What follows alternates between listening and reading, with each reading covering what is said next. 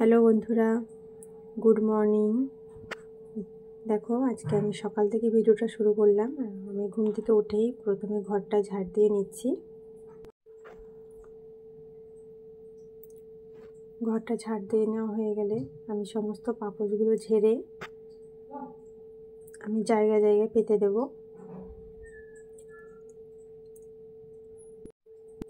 আগের দিন আলু এনেছিল, সেই আলুগুলো আমি আলুর ঝুড়িতে ঢেলে নিলাম। ওটা আমি ভিডিও করতে পারিনি। দেখো আলুগুলো আমি ঢেলে নিয়ে তারপরে আমি আলুর যে স্ট্যান্ডটা আছে সেটা আমি ঠিকঠাক রেখে দিলাম। তারপরে এইটা একটু মুছে নেব, এই ফুলদানিগুলো। আমার রাস্তার সাইডে বাড়ি, তাই খুব ধুলো পড়ে যায় প্রত্যেকটা জিনিসের মধ্যে, মাঝে মাঝে একটু মুছে রাখতে হয়। তাই এগুলো একটু মুছে নিচ্ছি।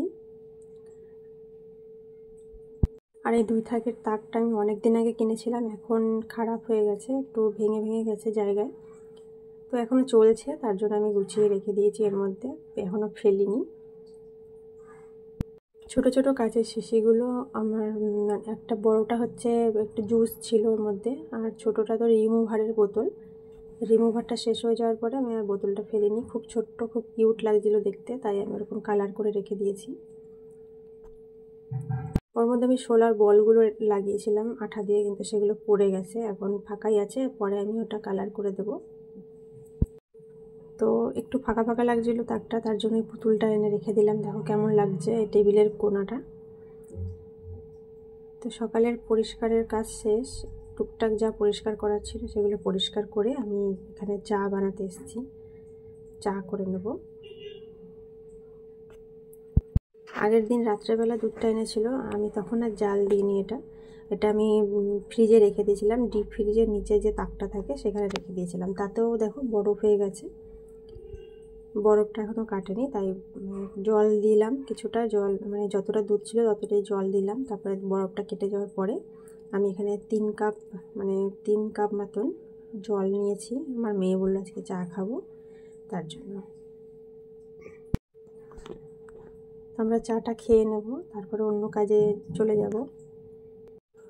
মেয়ের জন্য এই খাবারটা কেনা হয়েছিল আগের দিনই, তা আর রাতে আর ওরা খায়নি। সকালবেলা আমরা ভাবলাম চায়ের সাথে একটা দুটো করে খাই। সকালবেলা একটু আলু সিদ্ধ করেছিলাম। আলু সিদ্ধটা ভাবলাম শুধু আলু সিদ্ধ খেতে কেমন লাগে, তাই একটু আলু চোখার মতন করে নিলাম। এটা দিয়ে ভাত খাবো। তো আলুর চোখাটা দিয়ে আমি ভাত খেয়ে নেব। দেখো বরবটি ভাজা আছে, একটা টুকরো পেঁয়াজ নিয়েছি আর ভাত নিয়েছি। আমাদের জল খাবার খাওয়া সবারই শেষ। এখন আমি মাছ ধুয়ে নিচ্ছি। মাছগুলো এনেছে, এগুলো আমাদের একদিনে শেষ হবে না, একদিনের মাছ না, এটা 2 দিন আমরা খাবো এই মাছটা। আর এনেছে মাছের তেল। মাছের তেলটা ও খায় না, কিন্তু ও নিয়ে আসে। আমরা খেতে ভালোবাসি, আমি আমার মেয়ে আমরা দুজনেই খেতে ভালোবাসি, ওই জন্য নিয়ে চলে আসে। আর তেলটা কিন্তু আজকে খুব ভালো ছিল, পরিষ্কার তেল ছিল। এটা একটু তিতা লাগেনি। মাঝে মাঝে তেল তিতা লাগে মাছের এই তেলগুলো, কিন্তু এই তেলটা দেখলাম একদমই তিতা লাগেনি, খুব ভালো ছিল তেলটা। তো মাছগুলো আমার ধোয়া হয়ে গেছে।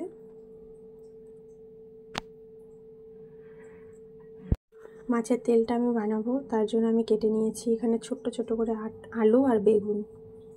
মাছের তেল রান্না করতে গেলে আমি কিন্তু একটুও তেল ব্যবহার করি না, কিন্তু আজকে আমি 1 চামচের থেকেও একটু কম তেল দিলাম। তেল দিয়ে তারপরে আমি সবজিগুলো দিয়ে দিলাম, আর দিয়ে দিলাম যে তেলটা আমি ধুয়ে রেখেছিলাম মাছের, সেই তেলটা। আর দিয়ে দিলাম স্বাদ মতো নুন, আর দিলাম একটু হলুদ, আর লঙ্কার গুঁড়ি দিলাম 1 চামচের 4 ভাগের 1 ভাগ করে দিয়েছি। আর কাঁচা লঙ্কা দিয়ে দিলাম গোটা। কাঁচা লঙ্কাগুলো একটু নরম হয়ে গেলে এগুলো আমি ফাটিয়ে দেবো খুন্তি দিয়ে। নাড়াচাড়া করে নেব। আর তেলটা যত সেদ্ধ হতে থাকবে ততটাই ওই তেলটা বেরোতে থাকবে, আর সেই তেলেই আলু আর বেগুনটা রান্না হয়ে যাবে। দেখতে থাকো তোমরা। তারপরে আমি দিয়ে দিলাম একটু পেঁয়াজ কুচি। পেঁয়াজ কুচিটা না দিলেও হয়, তো আজকে আমি একটু পেঁয়াজ কুচি দিয়ে দিলাম এর মধ্যে। এখনও কিন্তু তেলটা আমার রান্না করা হয়নি, দেখো কাঁচা রয়েছে। আমি কিছুক্ষণ ঢাকা দিয়ে রান্না করে নিয়েছিলাম তেলটা, সেটা আর আমি দেখাতে পারিনি এখানে। তেলটা আমার রেডি হয়ে গেছে। তারপরে আমি কেটে নিয়েছি আলু। আমার একটু তাড়াহুড়া ছিল, তাই আলুর চোখলাটা আমি ছাড়াইনি, ভালো করে ধুয়ে নিয়েছি। ধুয়ে নিয়ে আমি চিপসের মতন কেটে আমি ভেজে নেব। প্রথমে আমি একটা আলু ভেজে নিলাম, কারণ একটু তেলটা একটু গরম হয়ে গেলে সুবিধা হয়, একটু ভালো গরমও হয় আর লেগে যায় না, তেলের গন্ধও ছাড়ে না। এর মধ্যে আমি কিছুই দেবো না, শুধুমাত্র দিলাম হলুদ। নুন কিন্তু দেওয়া যাবে না, নুন দিলে অনেক সময় হয় কি নরম হয়ে যায়, নুন কিন্তু দেবো না এর মধ্যে। তো আলুটা এভাবে করে ভেজে নেব আর নাড়াচাড়া করতেই থাকতে হবে।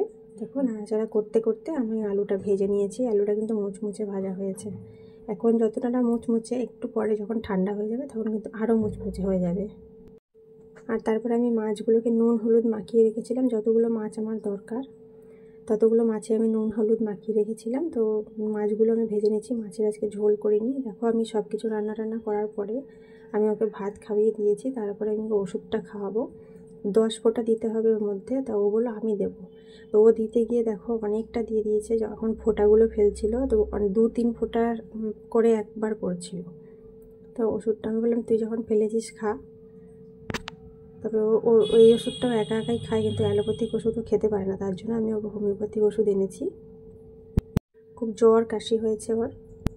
ওকে খাওয়ানোর পরে তারপর আমি খেতে বসেছি। দেখো ওকে ভাত আর ওষুধ খাইয়ে দিয়েছি, তারপর আমি খেতে বসেছি, আমিও খেয়ে নেব। আমার খাওয়া কমপ্লিট হয়ে যাওয়ার পরে আমি এই কাজটা নিয়ে বসেছিলাম। দেখো একটা মধুর বোতল, ঢাকনাটা ফেটে গেছিলো, তাই কাচের বোতল তো ফেলতে ইচ্ছা করলো না। তারপরে আমি ভাবলাম এই ডিজাইনটা করে নিই, কিছু একটা করে নিই, তবে দেখতে ভালো লাগবে আর গাছ লাগাতে পারবো। আর আমার এটা নেশা, আমি এটা সবসময় করি। আমি কিছুই ফেলি না, যেটা কিছু ফেলার জিনিস হলে সেটা ভাবি যে এটা দিয়ে কি করা যায়, ভাবি আর কি। তো আমার কাছে না সবুজ রঙটা খুব বেশি ছিল না, আমি যখন সবুজ রঙের ঢাকনাটা খুলেছি দেখি অল্প একটু সবুজ রঙ রয়েছে, নাহলে আমি পুরোটাতেই সবুজ রঙ করে দিতাম। তো অল্প একটু সবুজ রঙ ছিল, তার জন্য আমি সবুজটা অর্ধেক করে দিয়েছি, আর উপরেরটা আমি অন্য একটা রঙ দিয়ে দিয়েছি। লাল আর রানী কালারটা আমি খুঁজে পাচ্ছি না, মনে হয় শেষ হয়ে গেছে, খুঁজেও পাচ্ছি না কোথায় রেখেছে আমি, তার জন্য আমি দিয়ে দিলাম এই কালারগুলো।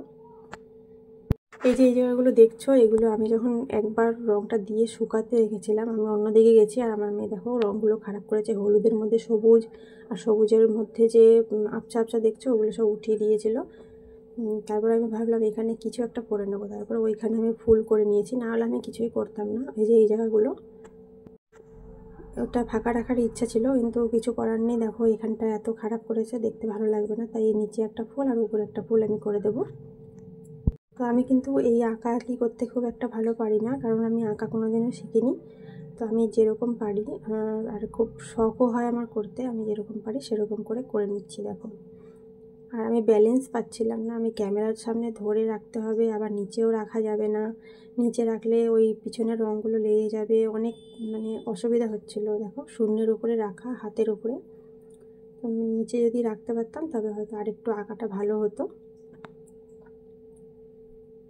তো আশা করি তোমাদের এই ভিডিওটা ভালো লাগবে, আর ভালো লাগলে লাইক কমেন্ট শেয়ার করো, আর চ্যানেলটাকে সাবস্ক্রাইব করে আমার পাশে থেকো। আর এই ধরনের ভিডিও দেখতে চাইলে যে বেল বাটনটা আছে সেই বেল বাটনটাকে চাপ দিয়ে রেখো। তো আজকের মতন ভিডিওটা আমি এখানেই শেষ করব, আশা করি তোমাদের ভালো লাগছে, আর আবারও চলে আসব অন্য একটা ভিডিও নিয়ে। সবাই ভালো থেকো। এতক্ষণ আমার সঙ্গে থাকার জন্য অনেক ধন্যবাদ সবাইকে। টাটা।